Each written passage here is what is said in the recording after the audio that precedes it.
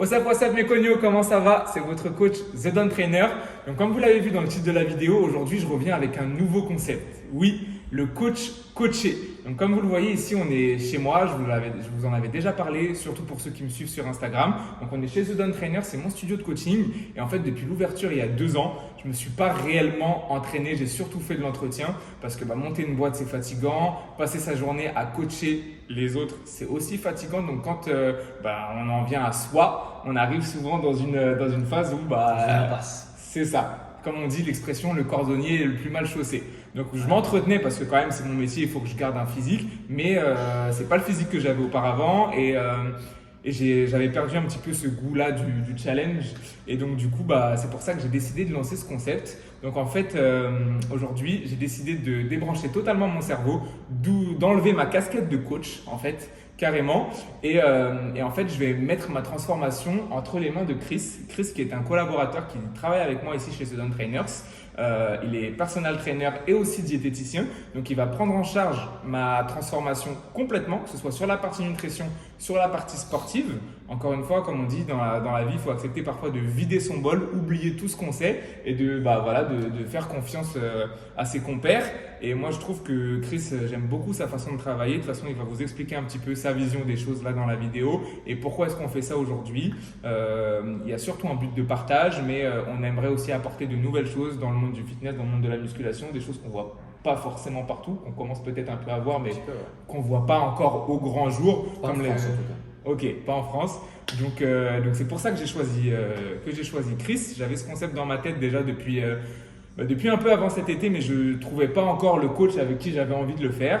Et Chris est arrivé chez The Don Trainer. C'est au fur et à mesure d'apprendre à se connaître, j'ai décidé de mettre ma transformation entre ses mains. Donc voilà, donc je vais laisser Chris se présenter un petit peu. Il va vous dire un petit peu sa vision des choses, ce qu'on va faire, comment est-ce qu'on va l'amener. Et puis, une petite dernière chose, ce sera un format vlog principalement, où je vous montrerai un peu mon quotidien, ce que je mange, comment je m'entraîne.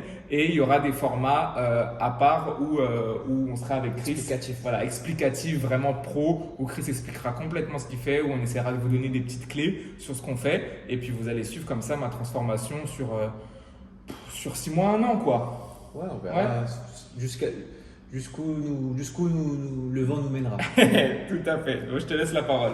Moi, c'est Chris Pacino. Ok. J'ai passé 8 ans, un peu plus de 8 ans en Espagne maintenant, avec pas mal d'expérience aussi aux États-Unis, et avec beaucoup de clients américains, etc. Avec beaucoup de coachs aux États-Unis aussi qui m'ont permis d'apprendre des nouvelles méthodes d'entraînement. Pas forcément des méthodes qui n'existaient pas, mais ils ont cette manière de rendre populaire des choses qui ne le sont pas en Europe en tout cas. Ok. Tu vois ce que je veux dire? Donc c'est un peu c'est ce genre de manière avec laquelle je travaille avec tous mes clients, pas seulement avec Andy, mais qui n'est pas vraiment un client, c'est plus un collaborateur, comme on dit. Ouais. Et avec tous mes clients, je travaille de la même manière. Et c'est une manière en fait c'est très très personnalisé. Chaque client est à prendre. Sur chaque client, il y aura un programme bien personnalisé selon certaines pathologies ou pas, selon les capacités, selon le sport un sport qu'il a pu pratiquer avant, avec peu ou beaucoup d'expérience, ça dépend. Et au niveau de la nutrition, c'est la même chose. Ça va être vraiment une diète flexible, comme on dit. Pas vraiment un peu sur les bases du If It Fit Your Macros, mais un peu plus poussé au niveau de la science et des données de recherche. D'accord. Ok, donc ça va être une diète flexible dans le sens où tu vas manger un peu, pas forcément des aliments diète comme poulet, brocoli, riz à tous les repas, etc. On va casser un peu les codes du old school et c'est ça aussi intéressant parce que lui il est vraiment plus dans l'école old school et moi plus dans pas forcément la new school non plus, mais en fait je suis la science, je m'adapte toutes les semaines, tous les jours. S'il y a des nouvelles recherches qui sortent, je les applique à ma méthode de travail, etc. Et c'est ça qu'on va faire en fait. Ça va pas être faut manger 6 repas par jour pour prendre du muscle, faut manger poulet, riz, brocoli tous les jours. Non, on va essayer de faire que des aliments que tu aimes bien. Ok. On va s'adapter au maximum à ton style de vie actuel tout en l'améliorant entre guillemets. Ouais. Ok. Ouais. Enfin, en tout cas dans l'aspect sport et nutrition. Oui, bien sûr. Le reste, tu fais ce que tu veux. Mais voilà, ça va vraiment être faire des choses qui te plaisent pour pas que ça soit chiant à faire, pas que ça soit long et fastidieux. Et puis voilà. Ok, tout simplement. Ouais, cool. Donc on va suivre ça. Moi, j'ai déjà fait au préalable, juste avant cette vidéo, mon petit bilan diète avec Chris, où il m'a posé toutes les questions pour avoir les réponses dont il avait besoin afin de faire cette fameuse diète personnalisée. Et le programme aussi. Et le programme de sport. Donc du coup, on a déjà fait ça un petit peu en amont, donc on vous montrera directement le concret, ce que je mange, comment je m'entraîne.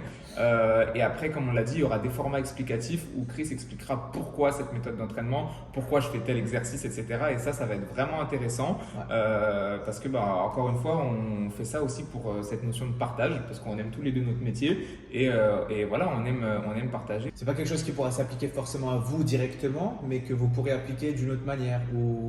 Voilà, il faut toujours être suivi. C'est des méthodes un peu particulières. C'est pas parce que ça fonctionne avec Andy que ça va fonctionner avec vous, c'est ça que je veux dire. Ouais, toujours. Il faut savoir que c'est vrai qu'en plus dans le coaching, on le dit souvent, chaque être humain est différent. C'est pas parce qu'une méthode marche sur l'un qu'elle va marcher sur l'autre. Et encore moins avec cette méthode-là. Ok, parce que c'est vraiment super personnalisé, quoi. Ouais, j'ai pas d'autres mots. C'est la routine d'entraînement que tu vas avoir, comme la diète que tu vas avoir, ça sera des choses que tu n'auras jamais eu avant, c'est sûr et certain. Ok. C'est vraiment, ça sort de moi et ça sort surtout de toi, tout ce que tu m'as dit, et on va essayer de faire en sorte que ça s'adapte au mieux pour qu'il y ait une progression monstrueuse. Ouais. Le but, c'est de vous faire kiffer justement sur cette progression. On va vous montrer justement juste après ma shape actuelle, à quoi je ressemble. Et donc comme ça, vous pourrez suivre au fur et à mesure. Quand Chris décidera qu'il faudra qu'on vous montre un petit peu à quoi ça ressemble, on vous montrera la progression. C'est aussi le but de ça. Il y a la partie science, la partie transmission, partage, mais il y a aussi la partie motivation.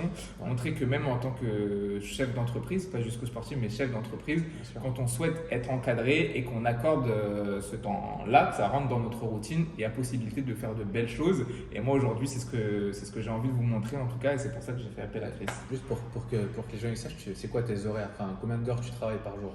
Ça se quantifie même pas, il faut savoir que… Quelles sont les 35 heures? Il n'y a pas de 35 heures. Il faut savoir que je me lève à 7 heures. Je me couche à 23h, 23h30, mais dans ça, en fait, dans cette journée-là, il n'y a pas de repos. C'est ça, je peux très bien être en coaching, comme faire de l'administratif, comme chercher à développer mon business, effectivement. Et puis à côté, il faut savoir que j'ai une vie de famille, donc ceux qui me suivent, ils savent que j'ai une femme. Donc du coup, il faut aussi donner du temps à sa femme. C'est aussi comme une entreprise, le mariage. Donc il faut essayer de combiner tout ça dans une matrice. Et tout ça, c'est beaucoup de taf. Donc c'est pour ça que j'ai des cernes.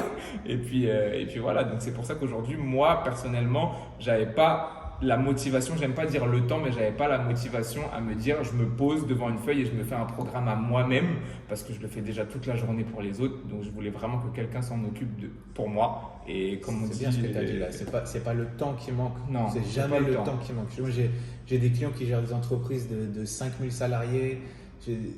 C'est pas le temps qui manque, c'est l'envie, c'est la motivation et c'est le mindset, tu vois, qui manque souvent. Ouais, tout le temps en fait. C'est jamais le temps. C'est pas possible. On a toujours une demi-heure ou une heure pour s'entraîner dans la journée et pour préparer des repas, etc. On a tout le temps le temps. C'est juste l'organisation et le mindset. Ouais, c'est une question de priorité en fait dans la vie. Donc il y aura cette partie aussi, la motivation. J'espère que ça vous challengera et ça vous donnera envie, en tout cas pour ceux qui sont toujours trouvés un petit peu des excuses de s'y mettre, et chacun s'y met à son rythme, il n'y a aucun jugement, mais en tout cas que ça vous donnera cette petite étincelle de vous y mettre et de vous montrer que réellement quand on veut, on peut. Voilà. Donc là on va vous montrer ma shape et on va vous montrer à quoi ça ressemble. Et puis après, une fois qu'on vous aura montré ma shape, on se donnera rendez-vous la semaine prochaine pour le premier vlog en fait, la première semaine d'entraînement et la première vidéo avec Chris. Parfait. Good? Ça marche. Allez. Good pussy kept me entertained. Money came, then it went away. Loyalty over everything. And my brother's keeper. You know everybody gotta eat, bruh. I wanna live on ahead, if not a cloud in the air. The right side of the chair. If Jesus would have had a... là, on va commenter un petit peu mon état actuel, ma shape. Chris, il va vous dire quels sont les points forts, les points faibles, et puis il va vous dire ce qu'il voit en fait tout simplement sur mon corps, quoi. Alors pour avoir des points faibles, des points forts, il faudrait qu'on arrive à déterminer les insertions musculaires, tu vois. On va plus parler des points forts actuels, enfin, on va dire ce que tu as développé le plus et ce que tu as développé le moins, on va dire. Okay. Et surtout les zones où on peut vraiment améliorer, tu vois, directement. Okay. Je pense qu'au niveau de le rapport masse musculaire sèche, il est intéressant. On n'est pas. Tu pèses combien actuellement? Là, je suis à 66 kg. Je me repèserai demain matin à jeun. Je mettrai ça dans le début du premier vlog. Mais la dernière fois que je me suis pesé, j'étais à 66. Ok. Donc ça va, hein, il a quand même les abdos qui sont apparents, pas forcément super secs, mais ils sont apparents. On a vraiment un point fort sur les pecs, ils sont vraiment gonflés. Les biceps, là, on voit l'insertion, elle est vraiment quasiment sur le coude. Donc ça veut dire que ça va être facile pour lui de développer les biceps. Peut-être un peu plus compliqué pour les triceps. Non, okay. Très compliqué. J'ai jamais réussi à avoir. C'est la première fois qu'on en discute. Hein. C'est la première fois que je le vois torse nu aussi. Hein. Sur les épaules, il y a vraiment un gros point faible sur la partie postérieure des deltoïdes. Donc là on va vraiment mettre du volume d'entraînement là-dessus, par exemple. Après, au niveau du dos, c'est là où il va accumuler le plus de gras. Donc c'est là où il va avoir le moins de définition. Et on peut faire vraiment un super travail. On voit qu'il a quand même des trapèzes supérieurs et moyens intéressants. Par contre, en termes de grand dorsal, on pourrait vraiment aller chercher plus loin et aller travailler sur les insertions qui sont ici, là, et vraiment développer mettre de la masse musculaire sur les grands dorsaux. Mais sinon, c'est correct. Après, on voit pas le bas parce qu'il ne s'est pas épilé. Mais on vous montrera la prochaine fois. Pour la prochaine fois. Mais sur les jambes, c'est pas mal aussi. Hein, mais grosso modo, là, ce qu'on voit, on va surtout travailler sur la largeur, en fait, plus que sur l'épaisseur, parce qu'au niveau des pecs, des deltoïdes latéraux, c'est vraiment correct. Ça va vraiment sur la largeur de tout ce qui est sur cette zone-là. Ça, rhomboïde aussi et grands dorsaux, on peut vraiment améliorer. Et puis après, la sèche va faire que là, le gras et l'eau qui est accumulé ici, ça partira au fur et à mesure du temps. Après, c'est vrai qu'il n'accumule pas trop de gras sur le ventre, c'est bien. C'est surtout sur le dos. Ouais, c'est sur le dos. J'ai toujours, même en sèche, j'ai toujours eu du mal. En fait, c'est ce qui vient les 10 derniers jours. C'est là derrière. Mais je faisais souvent l'exercice twist bâton. Comme ça, pour le faire partir, ça marchait, mais ça mettait beaucoup de temps. Ça mettait beaucoup de temps pour partir. Là, c'est vraiment que de la diète. Là, ici, c'est que de la diète. Okay. Tu vas voir, ça va partir, c'est que de la diète, ça. Mais okay. C'est vraiment ce qui va partir en dernier, c'est ce qui va se voir en dernier, je pense. Ouais, mais c'est toujours ça. Hein, c'est typique. Hein. Chez les gens qui accumulent plus derrière que devant, c'est ce qui part en dernier, quoi. C'est là où tu as le plus accumulé. Mais c'est bien, c'est bien. On va vraiment travailler sur la largeur plus que sur l'épaisseur, mais il y a des belles choses à faire. Ok, bon on part d'une bonne base. Ça me ravit parce que j'avais peur qu'ils me disent ton corps il est merdique. mais non, c'est. Il y a combien d'années d'entraînement là? Il y a cette année 10 ans. J'ai commencé à 18 ans, j'en ai 28. Donc voilà. Et j'ai jamais lâché, je me suis jamais arrêté. Il y a 10 ans de travail, ça se voit. Maintenant, il y a juste à améliorer. Vraiment, on n'a même pas parlé de l'objectif, mais l'objectif, ça va vraiment être de gagner de la masse musculaire, du volume.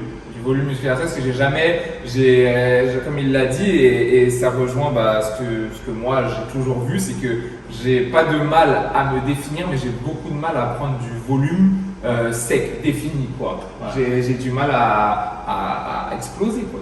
Idéalement, le but là, ça va être vraiment de mettre du volume, de la masse, tout en gardant au moins ce niveau de définition. Ok, moi ça me va. Ce pourcentage de masse grasse, tout en rajoutant de la viande.